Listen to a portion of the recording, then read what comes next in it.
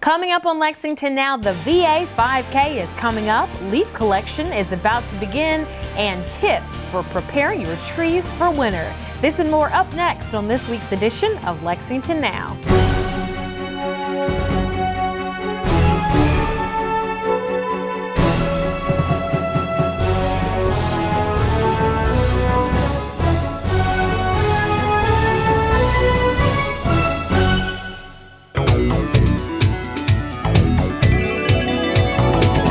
I'm Sherelle Roberts, and welcome to this edition of Lexington Now, where we give you an inside look at what's going on in your urban county government.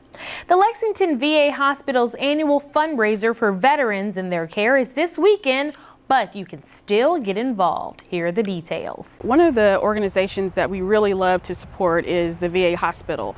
Not only is it just a few blocks away from us, but they have really great people there, and we know for sure that the efforts that we put in and the money that we put in is going to help some of the veterans who need it the most. And so we're excited to be a part of the VA 5K this year. It is important to note that 100% of the proceeds from the VA 5K go directly to help veterans. Candace Bradley fills us in on how the donations are used. So we have veterans that are transitioning from homelessness to apartments. So some of the proceeds will go to purchase items that are necessities for these veterans coming into a new apartment. We're also looking at purchasing items for our residential PTSD and substance abuse program. We have veterans that are with us at the medical center on Leestown Road for up to 2 months. So we really want to be able to provide therapeutic, recreational activities and items for these veterans that are going through their therapy at the Leestown Road VA Medical Center.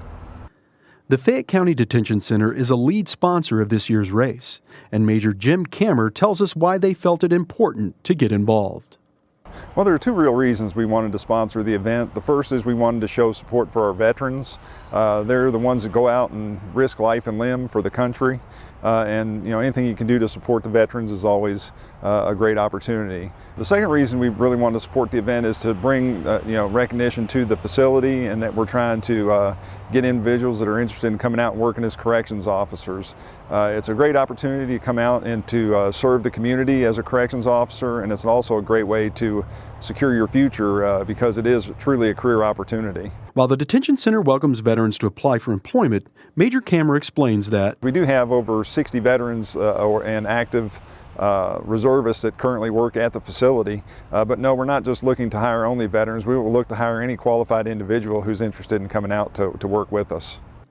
Registration is open through race day, which is Saturday, November 5th, and participants can sign up the day of the race on site.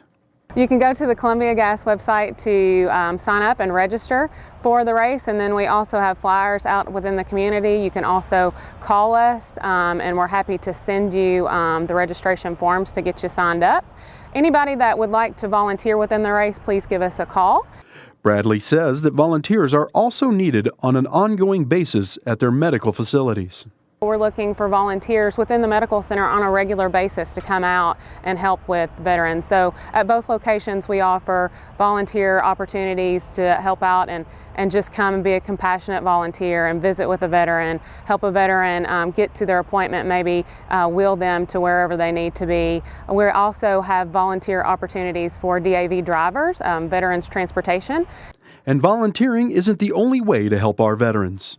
We're always looking for complimentary coffee and snacks and different things that we offer for our veterans and family members that are coming in that possibly need to be fasting. We also take clothing donations. We have a patient clothing room for our veterans that are in need. We have a need for Lexington bus tokens. That is a big program and a nice assistance that we have for our homeless veterans that need transportation. So we're currently looking for Lexington bus tokens as well. Whether you come out to the 5K, volunteer there, or at a VA facility, or donate resources, our veterans are truly grateful for your support. Lexington's trees are showing off the most beautiful yellow, orange, and red leaves right now, but enjoy it while you can because soon they'll be brown and on the ground. That's why the city is gearing up for its annual vacuum leaf collection. The last couple of years we've collected around 1,500 tons of leaves, and we expect to collect that many and possibly more this year. Leaf collection is a big job in Lexington, Fayette County, but Rob Allen says his folks are more ready than ever to get going to help residents clear the leaves from yards and streets. The vacuum loose leaf collection program is for residents of Fayette County that get city trash pickup. Workers will be vacuuming leaves Monday through Saturday for extended hours. Several crews come by, a big vacuum machine, and suck them up. Then we transport them to our yard waste landfill where they're turned into compost. You know, it's an aesthetic thing, plus it's to keep the leaves out of the storm sewer system. We've had quite a bit of leaf drop, and what we don't want to see is those storm sewers get clogged up and we have flooding, and then the temperature drops and then you have ice. Neighborhoods will get one visit this season, so knowing your pickup time is important. And it's being made easier thanks to a new interactive website. Go to lexingtonky.gov/leaves, and there is a map detailing the collection areas of the city. You can type in just your street or both your house number and your street, and it'll tell you if you get collection, when that collection is scheduled for. But we're also going to have a feature on that map as similar to what they do for garbage collection, that's going to tell you leaf collection is on time, has been delayed by the weather. Plus, this map is going to contain information as far as streets we've completed, where we're at, and where we're going. Allen reminds citizens that only leaves should be piled up for pickup. It should be leaves only, no sticks, debris, dead critters, garbage. You know, those things are a hazard to the workers and can also damage the equipment. And if you miss a pickup or don't have one scheduled, no worries. There are still ways to get rid of your fallen leaves. They can take their leaves out to the Haley Pike landfill, use the yard waste bags, so they get coupons for free bags if they call Lex Call 311. And of course, the yard waste continues their year-round pickup schedules. This year's vacuum leaf collection program is scheduled to begin November 9th. And speaking of trees, fall is the time to prepare your trees for the coming winter. And John Saylor has just the tips you need on mulching and pruning. Too much mulch is a bad thing. That's according to John Saylor with the Division of Environmental Policy. When we see trees that are mulched like a volcano, like the tree's about to be shot out of the mulch, that is not a good thing for the tree. Well, that's a comical way to say not to over mulch, but there's a real method to this mulch madness. When we have so much mulch around the tree, especially at the base of the tree, we have rodents that can overwinter in that mulch and basically chew at the bark of the tree. You want mulch to be no greater than 4 inches, and you want it to break down. You want that at the end of the season to have to add more mulch. So what's the right way to do it? If you do have the mountain of volcano mulch ring on your tree, then you can just pull that mulch off. It's a real simple fix. You can just take it, just extend that mulch ring and pull the mulch away from the base of the tree. So they're just going to show you, how to make that. And even up against the trunk of the tree, you just want a light dusting. In our street tree ordinance, we say that street trees need to be 7 feet cleared over the sidewalk and 12 over the street. But not everybody follows the rules, making it tough to walk, run, drive, and see in neighborhoods. And breaking the rules isn't just a nuisance. It can also mean a fine for lawbreakers. Just encourage everyone to take a look at their trees and kind of think about in the future what branches are going to be impacting the right-of-way on the street side and then also on the sidewalk. And if you don't know how to prune, John Saylor with the Division of Environmental Policy has some tips for you. You never want to just cut and leave a stub. You want to take it back to a lateral branch, and typically you want to take it back to something that's a third in size of what you're removing. And then you always want to prune out just the dead wood. A dead branch is just it can be an open door for wound or disease to get into the trees. So I've got some dead pieces right there, and actually I'm going to take this on back to the lateral above, and then I'm going to take some of this finer dead out, the interior of the tree that's just basically dead and doing nothing for us. And I'm taking it, notice I'm taking everything back to a branch. I'm not stubbing it off. And he says if you Now do would be a decide good to prune, time it's in best to this tree's do it life when your because it's tree young to go is ahead. young. It's just like people, they can tolerate a little bit more, you know, being a little heavy-handed on the pruning now. Not strip it clean, but basically they can take a lot more than if this tree was older. Coming up after the break, the holidays are just around the corner. We'll tell you where to park if you're shopping downtown.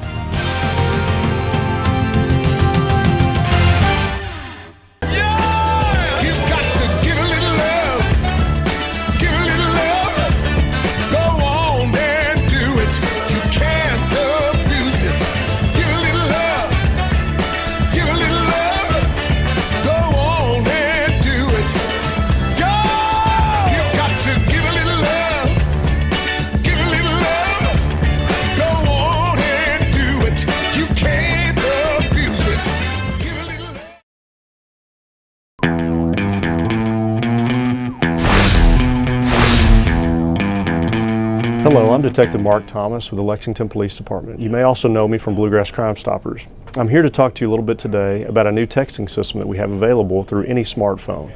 In the body of your message, you can text LexPD plus your tip to crimes. When you're submitting anonymous information, we ask that you include several things that would help us conduct the investigations more thoroughly, such as a person's name, their home address, possible license plate numbers, any other people involved, or why you think that they're conducting the type of activity that you believe that they are. All of those things, no matter how small you believe they could be, are relevant to the investigation. So please include those. So remember, you can send your anonymous tip information either through text, you can call the Bluegrass Crime Stoppers anonymous tip line at 859-253-2020, or you can go online to bluegrasscrimestoppers.com. Thank you. This message is brought to you by the U.S. Fire Administration. Have two ways out. When fire strikes, deadly smoke can fill your home within minutes. That's why the USFA wants you to plan and practice home fire drills. Draw a map of each level of your home showing all doors and windows. Discuss the map with everyone who lives with you. Practice your home fire drill at least twice a year. Make sure all doors and windows that lead outside open easily. Push the smoke alarm button to start the drill. Try feeling your way in the dark or with your eyes closed. Have at least two ways out of every room. If your first way out is blocked by fire or smoke, you can use your second way out. If there is smoke, get low and go. Crawl quickly under the smoke to your nearest exit. Close doors behind you and gather at a pre-planned outside meeting place where first responders can see you. Call 911. Remember, get out and stay out. Never go back inside for people, pets, or things. Learn more at www.usfa.fema.gov.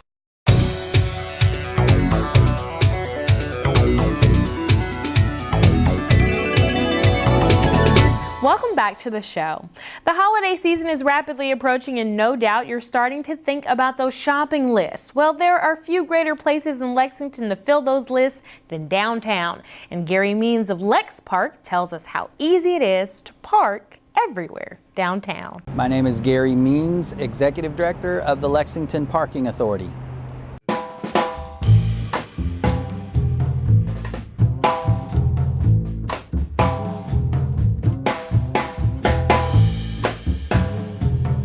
The Victorian Square Garage is really handy for shops like the Broadway shops that are right inside the garage down on Broadway. We've got shops there. We've got shops across the street at the square, which you can walk across Broadway or conveniently use the pedway to walk across to those shops. So there's a lot of great restaurants and new retail establishments in the square that you can easily get to from the Victorian Square Garage. And as you can see, there's a lot of spaces on the rooftop of the garage on almost any given day, and we've got great elevators that'll take you down to wherever you need to go if you have trouble getting around. We've always got a spot for you. Another great thing about parking downtown and in parking garages that we run is we've color-coded all the floors. A lot of times, one of the things when you're shopping, you forget maybe where you left your car, and this makes it really easy to remember what floor you're on by the color coding. We have pretty good weather here in Lexington, typically in the wintertime, but sometimes it gets a little cold or a little rainy. But don't let that stop you when you want to go out shopping or dining. You can park in the Victorian Square Garage, and on the third level, walk right across that pedway and stay out of the rain, carry all your packages back to your car safely.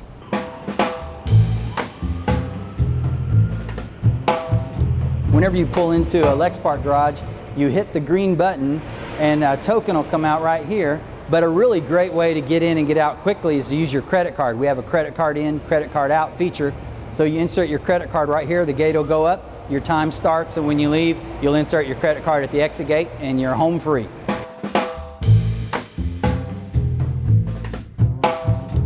Also, when you're coming downtown, you never really have to be worried about are there enough spaces in a Lexpark garage, because we've got those signs like the one behind me that tells you how many spaces are left. So when you're coming down shopping or coming down to a sporting event, check out those signs and you'll know how many spaces are left, so you'll be comfortable pulling into the garage.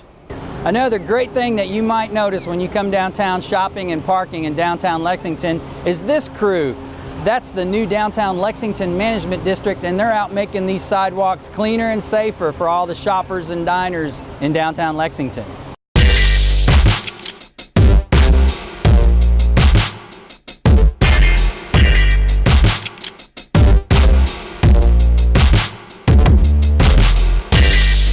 There you go. Come on in, I'm not worried. Get all close to me.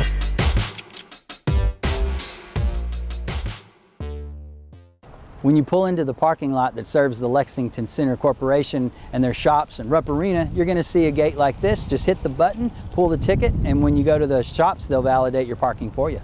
So we're on the Lexington Center lot now. If you want to go shopping at the Lexington Center shops, you're going to find all kinds of parking on this lot that's on High Street, and the folks that run the shops inside will validate your parking for you. You might be familiar with this lot if you've attended events at Rupp Arena, but it's a great place to park when you're going to go shopping with them as well.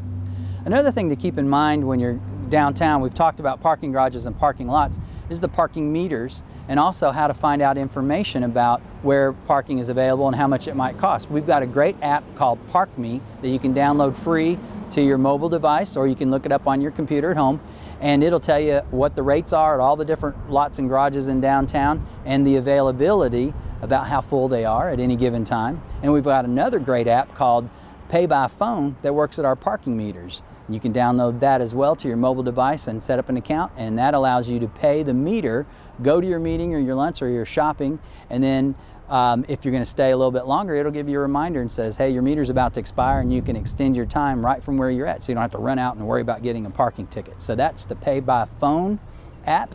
And then for information about all the rates and things, the Park Me app works great for that. And then if you're interested in finding out about the kind of great shops that we have in downtown, you might want to look up LexingtonCenterShops.com. You could also go to the Square, Lexington.com, to find out about some of the great shops in the Square. And then DowntownLexington.com has some great information about the different shops and restaurants in our great downtown. Well, I hope you've picked up a lot of tips about parking downtown, and for more information from the Parking Authority, check out our website at lexpark.org.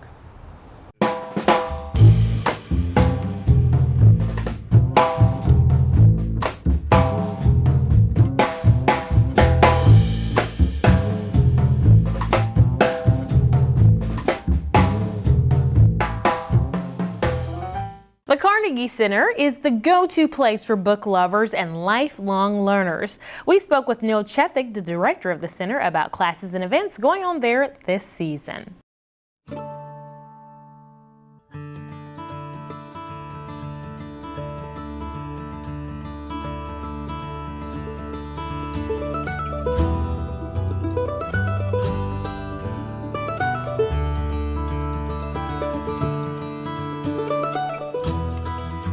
The city did not have a public library back in the late 1800s, and so we were one of hundreds of American cities that applied to the Carnegie Endowment, and the steel magnate Andrew Carnegie gave $65,000 to the city of Lexington to build the Carnegie Center in 1903. And it was built over the next 2 years, and the thing that was most important is that it would be free to the public. The Carnegie Center is today a learning center and community center. Every one of us cannot reach our full potential unless we can read, learn, unless we can write. You can't be a mathematician if you can't read. You can't be an engineer if you can't read. So reading is the fundamental learning that has to be done, and we take that as our challenge in the Lexington community. We have 80 classes that will be available from September 1st through the end of December. And those classes range from a writing class for a 5-year-old who's just learning how to write. We have classes for adults that are in storytelling, fiction, nonfiction, poetry. So we really try also to help people who may have written 20 or 25 years ago and haven't been writing since then, but who want to come back and make another stab at it. We also have a lot of celebrations, literary celebrations. For example, this fall we have one that's called Carnegie Classics. You may be seeing this around. We're taking the book 1984 and making it possible for you to come to us and walk into the building. It will seem like you're walking onto the set of 1984 or into the novel of 1984. And we try to make the arts be something that is exciting and worthy of a night of celebration. I want to strongly encourage people in the community who have time to consider donating their time to the Carnegie Center. But we bring in about 200 adults to work one-on-one with children, and you get to work with the same child every week for the whole school year. The idea is that you create a deep relationship with that child, they with you, and that mixed with the fact that you're tutoring them and mentoring them helps them associate education in a positive way. Later in the fall, we will be announcing the new inductees into the Kentucky Writers Hall of Fame. We always have an induction ceremony in January, but over the fall, we take in nominations. We want to hear from people about who they think are the greatest writers, both present living writers and past writers who have died. We have language classes, so if you're interested in learning Spanish or French, we have full several levels of each of those. We also do a series called Just Enough of a language. We've had Just Enough Italian, Just Enough Russian, Just Enough Chinese. This fall, we're having one called Just Enough Portuguese. The success stories that I'm most proud of are the ones that I hear of kids who have come here for tutoring when they're 4, 5, 6, 7th grade, maybe stayed for 2 or 3 years, or maybe even were tutored all the way through high school. A student who may have gone to one of our mentors to help them decide which college and which tests to take and how to prepare for those, and is now in college or beyond. I would strongly encourage you, invite you to come by. The building's beautiful, it's historic, and we've done a lot of renovation work, so it's a wonderful place to actually tutor people. Also, we can show you around, introduce you to the people, show you where you can park, and it can be a really wonderful place to take classes, to tutor kids, or just to have as an event, as a space for an event that you might want to do.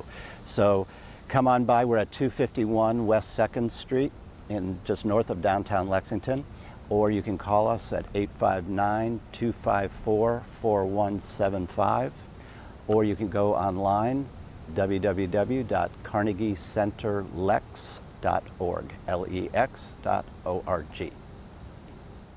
It's going to be another busy week at City Hall with several meetings, including the General Government and Social Services Committee Council work session and a special council meeting on Thursday at 5 p.m. You can watch these meetings live on GTV3 or streaming on our website, or you can watch any archived meeting and find a complete listing of meetings and events. You know where our website is lexingtonky.gov. The City of Lexington is holding a free paper shredding event for Fayette County residents on Saturday, November 12th.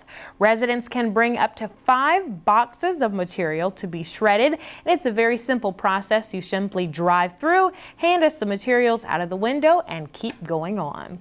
That's all for this week's edition of Lexington Now. We'll return next week with more news from your urban county government, but in the meantime, you can keep up with what we're doing by following us on Facebook, Twitter, and YouTube. You can also get 24/7 traffic updates by following us on Twitter. Our handle is @LexRex. And if you like to see it with your own 2 eyes, you can take a look at our traffic cams. They are on the city's website, lexingtonky.gov. For the staff and producers at GTV3, I'm Sherelle Roberts, and that's it for now.